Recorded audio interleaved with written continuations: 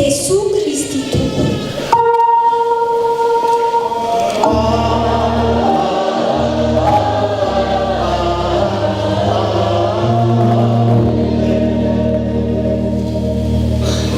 Alahadiny sampandrofiany io ny tenin'Andriamanitra voalahatrovaki fanekena taloha bokin'ny Salamo. Salamo 2:20 ovakina manomboka amin'ny 5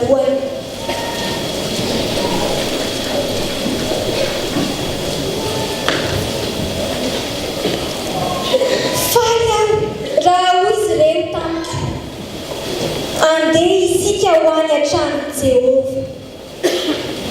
Mitongotra ahy efa mijoro eo anatin'ny vavahadinao Jerosalema dia ianao Jerosalema izay efa vita tahaka ny tanàna efa voalamina tsara. Ano iakaran'ny firenena dia ireo fireneny Jehovah lalànan'i Israely izany mba hisaotra ny anaran'i Jehovah.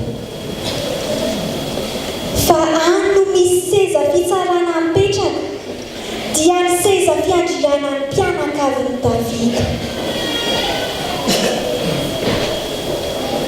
Mangatafy fiadanana ho an'i Jerosalema ambinina ny izay tianao. Fiadanana ny ho ao anatin'ny mandanao.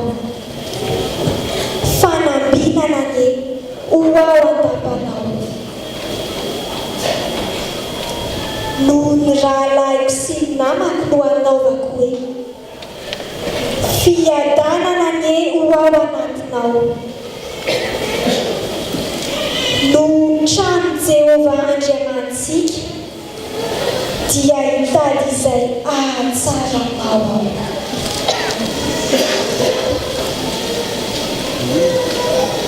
Hotohizana ao amin'ny fanekena vaovao taratasy ho an'ny Hebreo.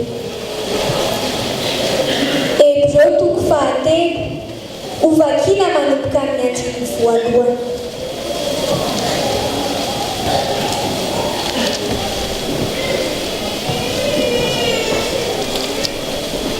Koa amin'izany ry rahalahy masina mpiomina ny fiantsoana avy any an-danitra. Every ny apôstôly sy mpisorona be izay ekentsika dia Jesosy izay mahatokony nanendry azy tahaka ny Mosesy koa tao amin'ny tranon'Andriamanitra rehetra. Fa izy dia natao miendrika anam-boninahitra noho Mosesy araka ny ananan'ny mpanao trano voninahitra bebe kokoa noho ny trano nataony. Fa ny trano rehetra dia samy misy mpanao azy. Fa izay manao ny zavatra rehetra kosa dia Andriamanitra. Ary Mosesy dia mpanompo nahatoky tao amin'ny tranon'Andriamanitra rehetra ho fanambarana izay zavatra mbola holazay. Fa Kristy kosa dia zanaka manapaka ny tranon'Andriamanitra.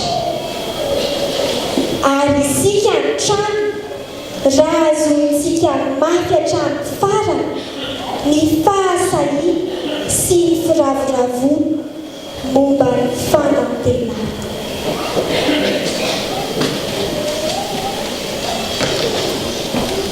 Ho varanana ao amin'ny filazantsara masina araka ny Jaona.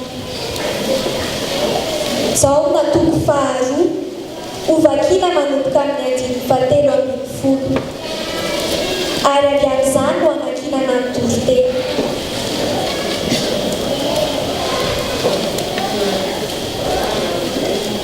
Amin'ny anaran'i Jesosy Kristy. Ary rehefa akaiky ny Pasika Jiosy ka dia niakatra tany Jerosalema Jesosy. Ary hitany teo an-kianjan'ny tempoly ny nivarotra omby sy ondry sy voromailala ary ny mpanakalo volo izay nipetraka teo. Dia nanao koto-piko-fe izy ka nandroaka azy rehetra hiala teo an-kianjan'ny tempoly na ny otry na ny opy ary naharara ny volan'ny mpanakaly volo sady nazera ny latabatra dia hoy izy tamin'ny mivarotra ny voromailala eto mivoaka reto zavatra ireto aza atao trano fivarotana ny tranony raiko ary ny mpianany nahatsiaro fa voasoratra hoe ny firetako ny amin'ny tranonao no aharitraina fanamalo ny jiosy ka nanao taminy hoe inona ny famantarana sehonao aminay no manao izao zavatra izao ianao Jesosy namaly ka nanao taminy hoe raha vao ity temboly ity ary amin'ny atelono dia tsangako indray izy fa hoy Jiosy 9 taona izay no efa nanaovana ity temboly ity ka ianao va hatsangana azy amin'ny atelono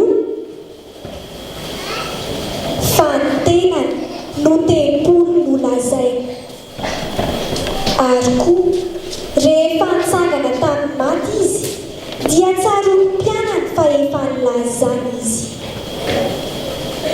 ary dia nino ny soratra masina sy ny teny izay nolazainy Jesosy izy ary no tao Jerosalema Jesosy tamin'ny Paska dia tamin'ny andro firavoravony maro no ny anarany raha nahita ny famantarana izay natao fa Jesosy tsy natoky azy satria izy nahalala ny olona rehetra ary tsy nitady olona anambara olona izy fa ny tenany nahalala izay tao ambony olona masina ny tenin'ny Tompo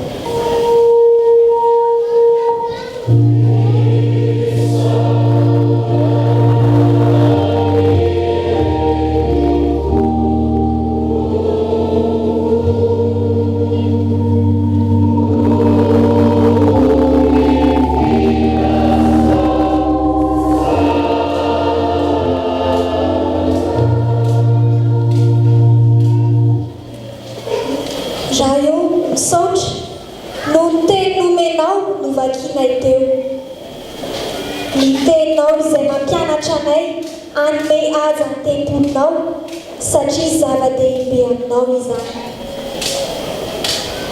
ankehitriny mangataka ny fanahinao masina ameno anay na ny mpanomponao efa nofidianao hitondra ny hafatrao na ho anay vahoakanao ahaizanay miaina sy mandray izany mba ho tena fiainanay tokoa